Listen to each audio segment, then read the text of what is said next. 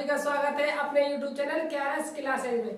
मैं मोहन, आपको पता है हमने 12th क्लास फिजिक्स का चैप्टर नंबर 7 स्टार्ट किया हुआ है, जिसका नाम है विद्युत धारा का चुंबकीय प्रभाव। इस चैप्टर में हमने आपको ओवरस्टेट का प्रयोग करवा दिया था, चुंबक क्षेत्र करवा दिया, चुंबक क्षेत्र की दिशा का ज्ञात करने के नियम करवा दिए। तो आज हम पढ़ेंगे बायो सावर्ट का नियम। क्या पढ़ेंगे भाई? बायो सावर्ट का नियम। देखो आज की हमारी हेडिंग क्या होगी? बायो सावर्ट का नियम। देखो हेडिंग अपनी बायो सावर्ट का नियम। एक कहानी समझो आप, बड़ी इंटरेस्टिंग। पहले बायो सावर्ट को एक साइड रहने दो, पहले मैं आपको एक कहानी सुनाता हूँ। कहानी इस प्रकार, देखो हमने ओवरस्टेट पढ़ लिया था। ओवरस्टेट ने क्या बताया था? जब किसी चालक तार में विद्युत धारा प्रवाहित की जाती है तो उस चालक तार के चारों ओर क्या उत्पन्न हो जाता है? एक चुंबकीय क्षेत्र उत्पन्न हो जाता है। इस घटना को कहते हैं विद्युत धारा का चुंबकीय प्रभाव कहते हैं। जब ओवरस्टेट ने अपनी बात दुनिया के सामने प्रस्तुत की तो दुनिया को इसके बारे में क्या पता चला। दुनिया में ओवरस्टेट का प्रयोग क्या मच गया? हाहाकार मच गया। पूरी दुनिया में बात फैल गई। तो बात होता क्या है आगे? इस प्रकार क्या होता है आगे ये होता है कि ओवरस्टेट के मामा के लड़के, किसके लड़के भाई? मामा के लड़के। मामा के लड़के थे दो थे, जिनका नाम क्या था? एक का नाम तो बायो था, एक का नाम क्या था? सावर्ट था। क्या था भाई? बायो और सावर्ट। जो हमारी हेडिंग है बायो और सावर्ट का नियम। ओवरस्टेट के मामा के दो लड़के थे, जिनका नाम क्या था? एक का नाम बायो था, एक का नाम क्या था? सावर्ट था। ये रहने वाले कहाँ के थे भाई? ये रहने वाले थे फ्रेंच। कहाँ के रहने वाले थे? फ्रेंच के रहने वाले थे।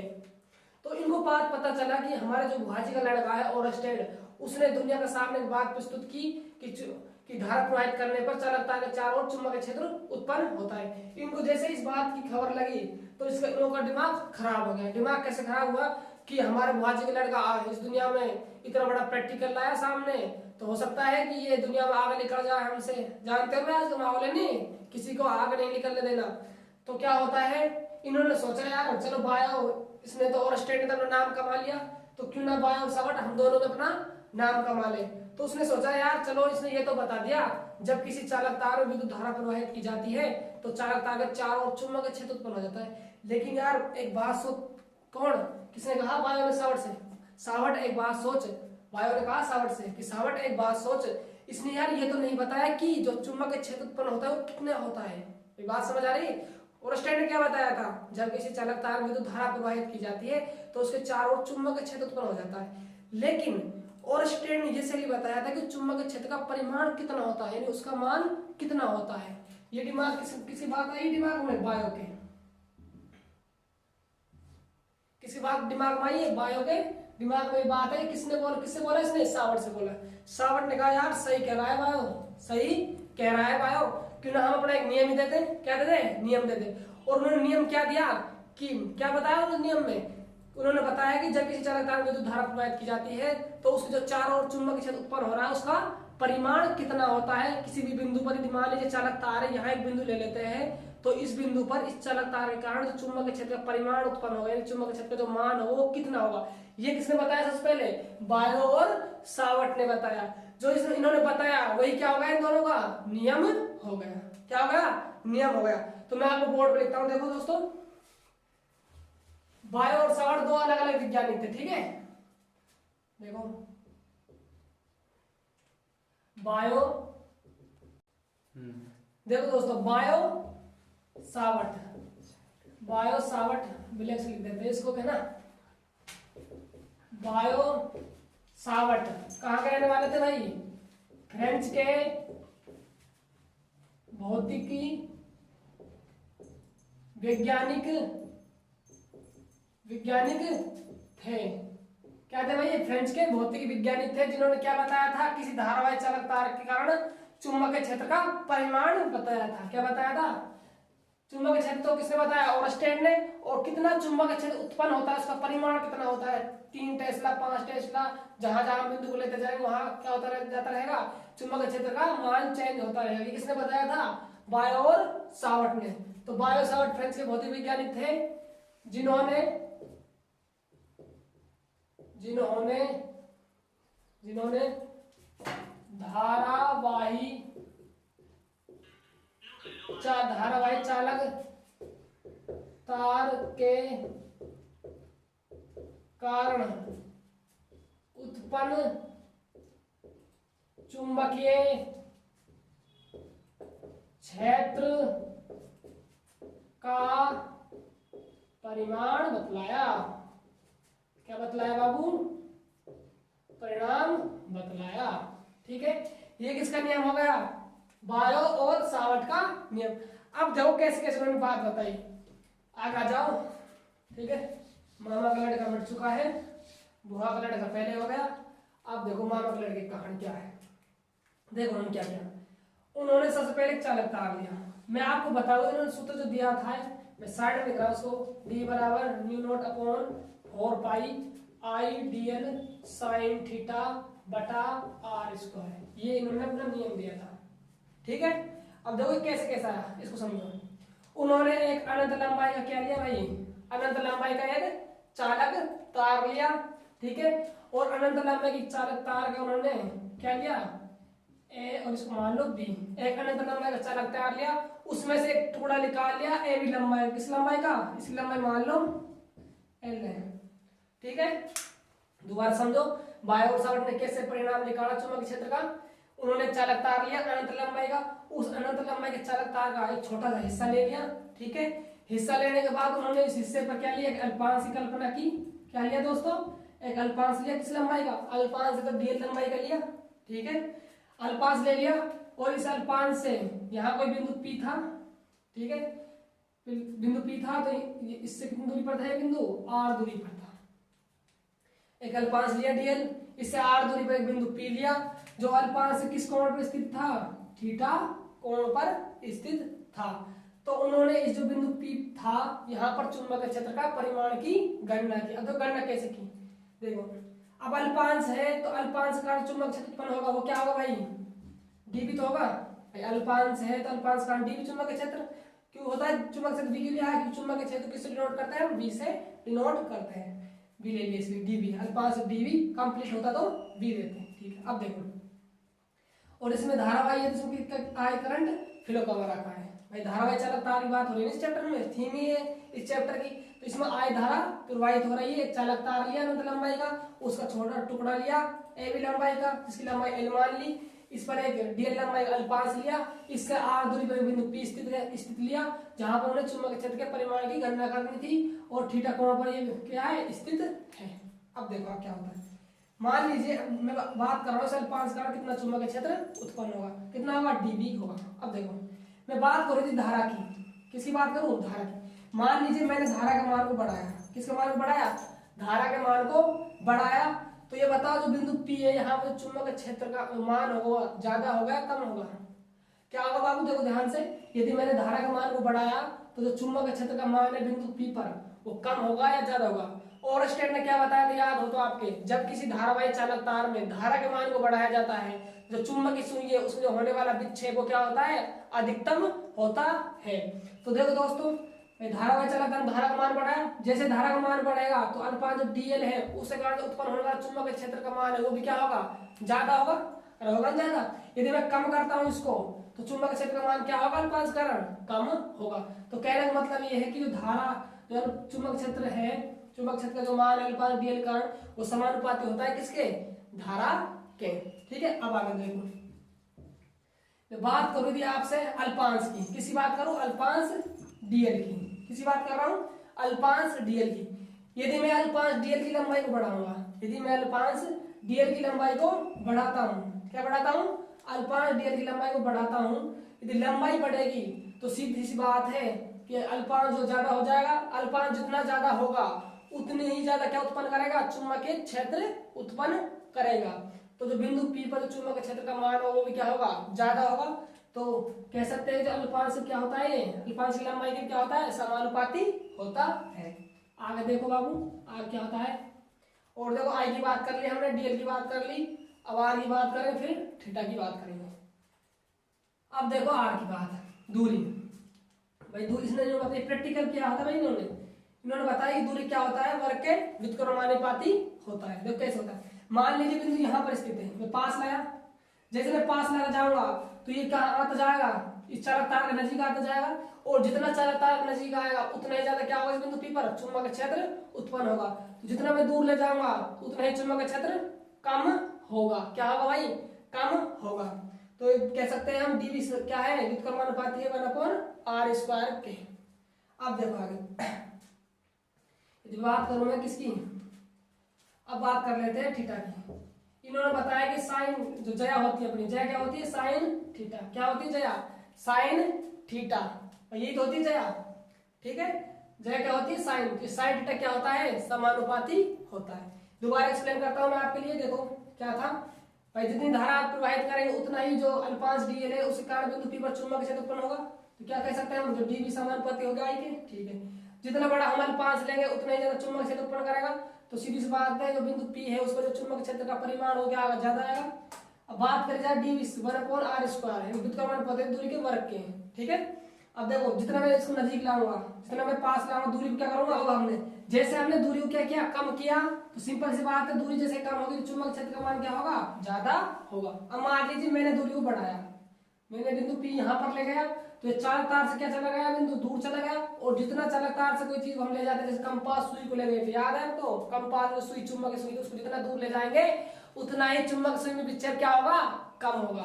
तो कहने का मतलब ये है कि जितनी ज्यादा दूर ले जाओगा बिंदु P को उतना ही चुंबक क्षेत्र का जो परिमाण क्या होगा, कम होगा। यदि दूरी बढ़ाई तो चुंबक क्षेत्र का परिमाण क्या होगा, कम होगा। अब देखो dv समानुपाती है साइन के, यानी जया के। अब मान लीजिए जो एंगल है थीटा, मैं इसको बढ़ाता गया, 30 किया, 60 किया, 90 किया, ठीक है। जितना मैं इसको पास लाऊंगा बिंदु कोण पे, मान लीजिए फिलहाल 45 तो क्या, चलो मान लीजिए फिलहाल 30 डिग्री पे है एंगल पे, ठीक है। मैं जितना इसको लाऊंगा तो बिंदु P है, कोण बढ़ाता गया, मैं 45 किया तो यहाँ आएगा बिंदु, 60 किया तो फिर यहाँ। कहना मतलब जो बिंदु P है कहाँ आता जा रहा है, चालक तार के समीप आता जा रहा है। जितना चालक तार के बिंदु समीप आएगा उतना ही ज्यादा क्या उत्पन्न होगा दोस्तों, चुंबकीय क्षेत्र उत्पन्न होगा। इसलिए क्या है, साइन थीटा dv के समानुपाती है। यदि मैं इनको कंबाइन रूप से लिखूं, संयुक्त रूप से, तो देखो dv समानुपाती I समानुपाती dl समानुपाती है, साइन थीटा समानुपाती है, और दूरी क्या है, और केंद्र समानुपाती है, ठीक है।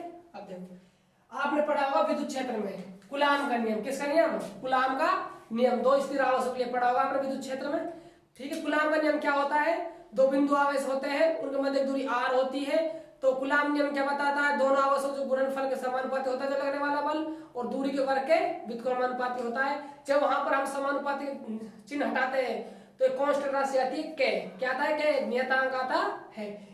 वहां पर विद्युत क्षेत्र में तो k नियतांक आता है, विद्युत क्षेत्र में तो k नियतांक आता है। लेकिन चुंबकीय क्षेत्र होता है, चुंबकीय में होता है, जो चुंबक की बात करते हैं तो जो नियतांक आता है वो आता है μ0/4 आता है, आइडियल साइन थीटा बटा r² आता है। μ0 क्या है इसको बताएंगे आपको, और ये तो आपको पता ही सब क्या है। μ0 क्या है, यहाँ पर निर्वात में चुंबकनशीलता है, ठीक है दोस्तों। ये किसका नियम था, बायो और सावर्ट का नियम था। कुछ इसके इंपोर्टेंट की पॉइंट है जो मैं आपको लिखवा दूंगा। फिलहाल आप हेड में आ लीजिए बायो सावर्ट का नियम, ये बायो सावर्ट का नियम हो गया। अब इसमें किस पर दिया, चालक तार पर दिया, तो एक डायग्राम बनाएंगे चालक तार का, उसके बारे में उसकी हिंदी लिखे क्या क्या उसने बताया। तो देखो दोस्तों आगे ये समझ आ गया होगा आपके, मैं इसको रफ कर रहा हूं। अब देखो आगे यहाँ पर डायग्राम मारते हैं बड़ा सुंदर सा, इसको उठा के थोड़ा सा नीचे लिख देते हैं। चालक कैसा है, अनंत लंबाई का, इस पर क्या स्थित है, अल्पांश स्थित है dl, इससे कितनी दूरी पर, स्मॉल r दूरी पर बिंदु P स्थित है, जहां पर हमें चुंबकीय क्षेत्र के परिमाण की गणना करनी है। इसमें I धारा प्रवाहित हो रही है। इस चालक मान लो चालक तार को अनंत लंबाई का था, हमने एक छोटा हिस्सा ले लिया है। अब देखो मैं हिंदी लिखता हूँ आपके सामने, कुछ लिख तो नहीं गया ना, ठीक है। देखो चित्र में एक अनंत लंबाई के चालक तार का एक छोटा सा हिस्सा AB लिया हुआ है। क्या लिया हुआ है, एक तार का एक छोटा सा हिस्सा ए बी लिया हुआ है, जिसमें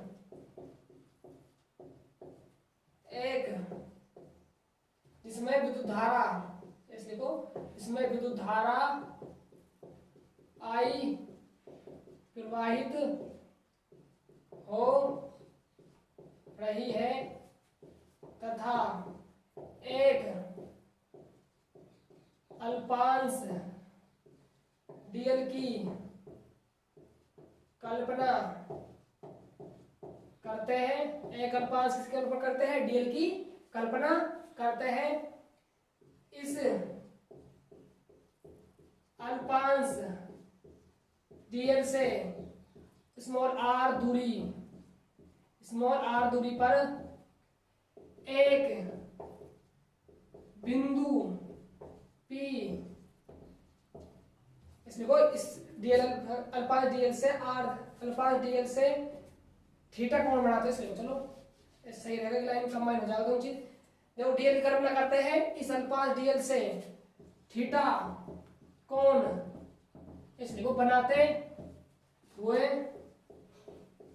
आर दूरी पर एक बिंदु P स्थित है, जहां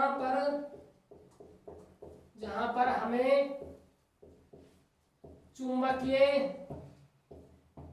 क्षेत्र का परिमाण ज्ञात करना है। जहां पर हमें क्या ज्ञात करना है? चुंबकीय क्षेत्र का परिमाण ज्ञात करना है। तो देखो अतः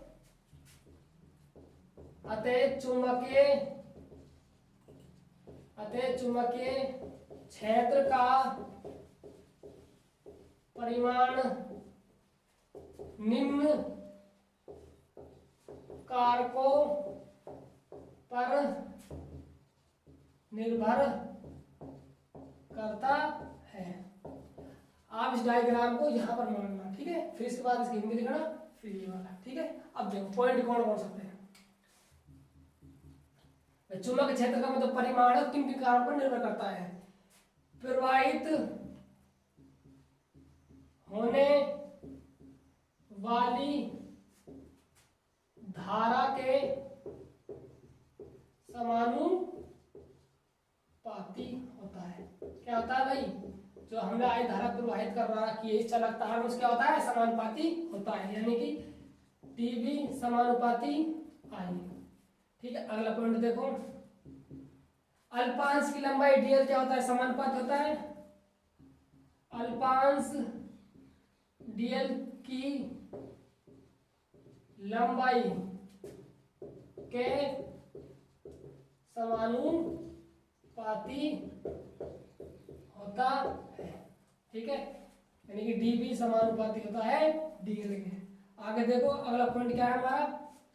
और जया के समानुपाती, और जया के इसलिए कोण की जया के ना, कोण की जया के समानुपाती होता है। देखो भाई, जया क्या होती है हमारी? Sine theta. कोण जया अपनी क्या होती है? कोस होती है, इस पर जया अपनी टेन होती है। ठीक है, पढ़ा होगा आपने मैथ में। ठीक है, अब देखो आगे क्या बच गया? दूरी बच गई है ना। देखो दूरी के वर्ग के क्या होता है? व्युत्क्रमानुपाती। दूरी के वर्ग के व्युत्क्रमानुपाती होता है इसलिए होता है ना। दूरी के वर्ग के व्युत्क्रमानुपाती होता है, तो डीवी समानुपाती 1/r²। ठीक है दोस्तों, आप देखो इसको संयुक्त रूप में कैसे लिख सकते हैं? संयुक्त रूप में लिखने पर संयुक्त रूप में कैसे लिखेंगे इसको?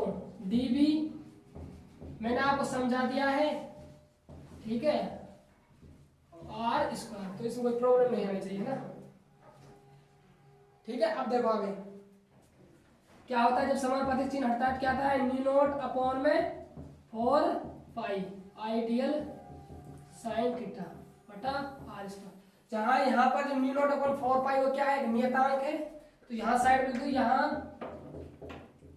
म्यू नॉट अपॉन 4 पाई नियतांक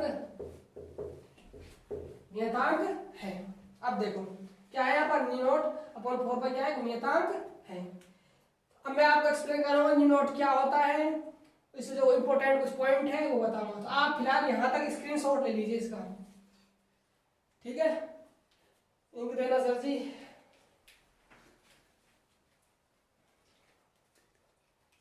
ठीक है, उतारो आप इसको, लिखो।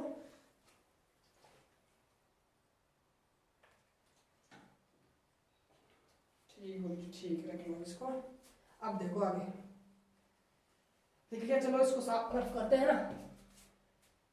मैं यहाँ तक रफ कर दूं, है ना, यहाँ से आ जाएगा इसमें। तो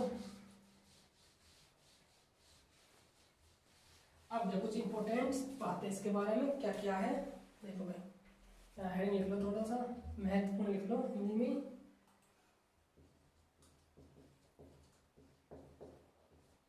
महत्वपूर्ण बातें, कुछ महत्वपूर्ण बातें क्या है देखो। यदि मैं बात करूं, देखो नियम क्या था, मैंने क्या लिखा आपने फॉर्मूला, डीबी बराबर न्यू नॉट अपॉन में 4 पाई आई डीएल साइन थीटा बटा में आर स्क्वायर। जो ये चुंबक क्षेत्र जो परिमाण है किसका है, किसके कारण है दोस्तों, इस अल्पांश कारण। यदि मैं बात करूं संपूर्ण चालक तार के कारण, किसके कारण, संपूर्ण चालक तार के कारण। तो देखो संपूर्ण चालक तार के कारण, ये तो किसी कारण है चुंबकीय क्षेत्र परिमाण। अल्पांश कारण, यदि मैं कंप्लीट की बात करूं चालक तार की, यदि हम कंप्लीट जब भी बात करते हैं तो क्या करते हैं दोस्तों, समाकलन करते हैं भाई। अब अल्पांश डीएल है तो जो चालक तार है अपना, जो कंप्लीट क्या था अपना चालक तार थे, मतलब मैं किससे बना होगा भाई, ऐसे छोटे छोटे अल्पांश से मिलकर बना होगा।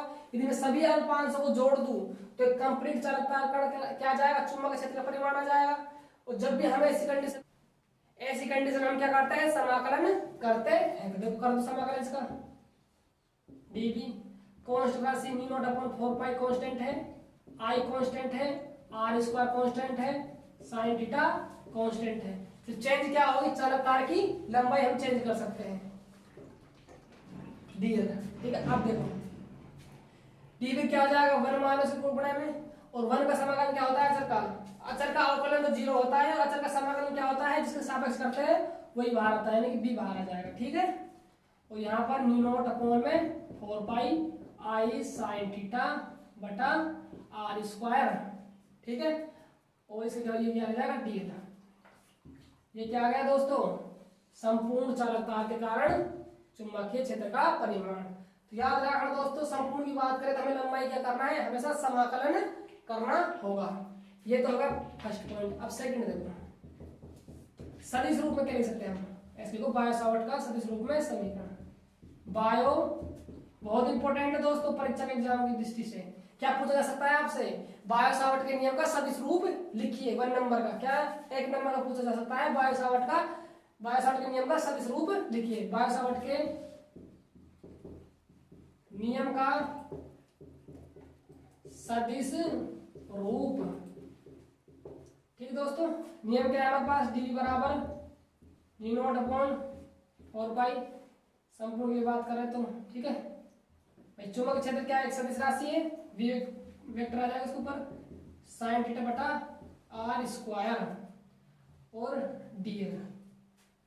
ठीक है, बात अल्पांश की बात कर लो, चलो एक बार संपूर्ण के लिए बात हो जाएगी। अल्पांश की बात कर लो आप, dB mu nought upon 4 pi I sine theta dl upon r square. क्योंकि डीबी क्या है, चुंबकीय क्षेत्र है, और चुंबकीय क्षेत्र में आपको क्या बताई थी, एक सदिश राशि होती है जिसकी दिशा होती है। आगे देखो, अब मुझे इसकी दिशा भी नोट करनी है। तो हम जब भी दिशा को करते हैं, पहले आप समीकरण लिख लो एक साइड को, मैं अब दिखा रहा हूँ, यहाँ पर दिशा है ना, वहां मत दिखाओ, अब दिखा दो दिशा।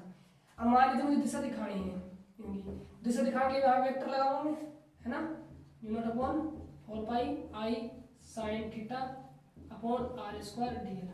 और जब भी मैं दिशा दिखाता हूँ आपको याद होगा, एकांक सदिश यूज लूंगा। क्या लूंगा दोस्तों, एकांक सदिश आर कैप यूज लूंगा। लेते हैं भाई आर कैप, सदिश पढ़ा होगा आपने, और आर कैप क्या होता है, आर सदिश बटा में आर का मापांक कह दो चाहे आर कह दो, है ना। ठीक है, क्या होता है, मापांक होता है ना। अब देखो आगे, तो मैं इसकी जगह क्या लिख सकता हूँ, ये लिख सकता हूँ, तो d b mu nought upon में 4 पाई आई साइन थीटा। देखो यहाँ आर स्क्वायर है, ये भी आर आ जाएगा, आर क्या हो जाएगा, आर क्यूब हो जाएगा इसे, और ये क्या है, डीएल है, और ये क्या है, आर, तो क्या हो जाएगा इन दोनों को लंबाई को सदिश लिख सकते हैं इसको, तो ये क्या आ जाएगा, बायो-सावर्ट का नियम का सदिश रूप। ये क्या होगा दोस्तों, बायो-सावर्ट के नियम का सदिश रूप। 2 पॉइंट हो चुके हैं। अगले देखो, अगले पॉइंट देखो, मैं इसको रब कर रहा हूँ, है ना, आपने उतार लिया होगा ये। देखो अगला पॉइंट, वहां पर दोनों लंबाई हो गई सदिश में और आर सदिश में हो गया। ठीक है, अब देखो आगे थर्ड पॉइंट, अगला देखो। अब बात करते हैं हम नी नोट अपॉन 4 पाई क्या होता है। इससे पहले हम देखो नी नोट क्या होता है। नी नोट क्या होता है दोस्तों, निर्वात की चुंबकनशीलता। क्या होता है, निर्वात की चुंबकनशीलता होती है। इसी यदि वैल्यू की बात की जाए तो वैल्यू कितनी होती है दोस्तों इसकी, 4 पाई गुणा 10⁻⁷ होती है। क्या होती है, 4 पाई गुणा 10⁻⁷ होती है। मात्रा की बात की जाए, अब ध्यान से देखो दोस्तों, मात्रा कैसे निकालेंगे, ये बहुत इंपॉर्टेंट है मात्रा। अब देखो मात्रा इसका, मात्रा कैसे निकालेंगे दोस्तों, मैंने आपको बताया था कि F बराबर क्या है सूत्र, I L B sine theta, ये फॉर्मूला है। ठीक है, इस फॉर्मूले को हम इसी चैप्टर में जब धारावाहिक चालक छड़ पर लगने वाले चुंबकीय बल की हेडिंग पढ़ेगा तब ये फॉर्मूला हम वहां से निकालेंगे। इस फॉर्मूले का हम पूरी जन्म कुंडली, क्या पूरी जन्म कुंडली ज्ञात करेंगे। फिलहाल आप इस फॉर्मूले को याद रख लो। तो मैंने आपको मात्रक बताया था, चुंबकीय क्षेत्र पढ़ाया था। क्या मात्रक है होता है चुंबकीय क्षेत्र का, एक मात्रक लिखा था भाई। बल का मात्रक क्या होता है, न्यूटन।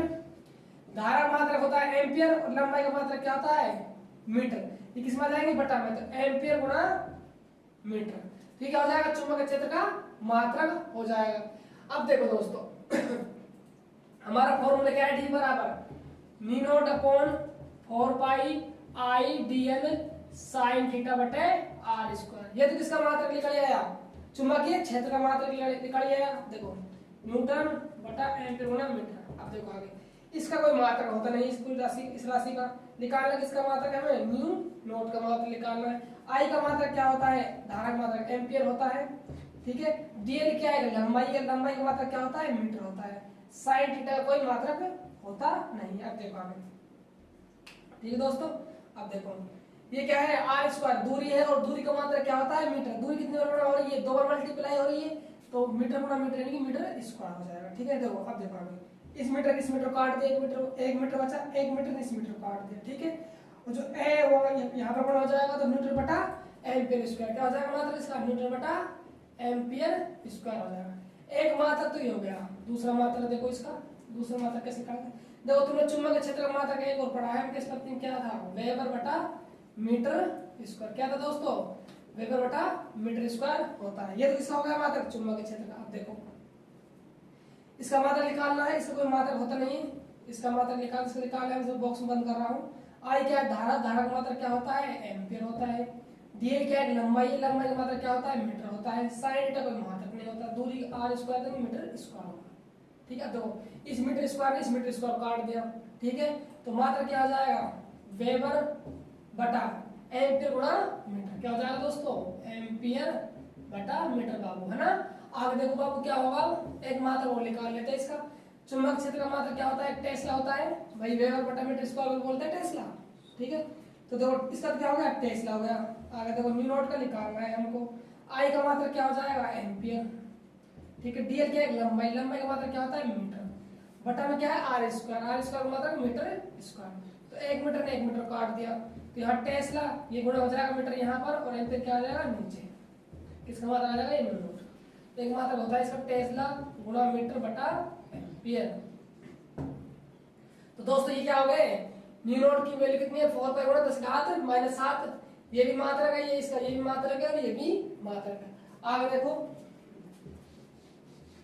देखो आगे क्या होता है, देखो भाई, यदि हम बात करें इसकी वैल्यू की न्यू नॉट अपॉन 4 पाई की, new nought upon 4 pi value की बात करें तो क्या आ जाएगी, न्यू नॉट की वैल्यू क्या है भाई, 4 पाई गुना 10 की घात माइनस 7 है, ठीक है, बटे में क्या है 4 पाई, ठीक है। देखो 4 पाई से 4 पाई का कट गया, क्या बचेगा यहाँ पर 10 की घात माइनस 7 बच गया। मात्रक आप, मैं इसको लिख रहा हूँ, आप किसी को भी लिख सकते हो, सभी से क्या है मात्रक है, ठीक है। अब देखो आगे, अब चर्चा करते हैं हम न्यू नॉट क्या है यहाँ पर, ठीक है। न्यू नॉट क्या है यहाँ पर भाई, न्यू नॉट क्या है यहाँ पर, निर्वात में